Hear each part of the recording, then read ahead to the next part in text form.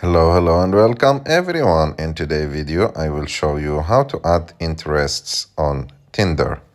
To do this, it's very easy. You have just to go to Tinder, open the app, and after that, go and click on Profile on the bottom right of the screen. And after that, go and click on Edit Profile on the top of the screen. And after that, go and as you can see here, there is an option called Interests. Click on it. And here you will find the interests that you can choose from. For example, I will choose Instagram on social media.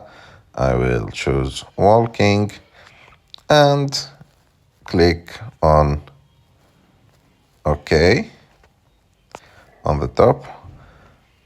Or you have to add like more. I can add also reading. So you have to add at least 3.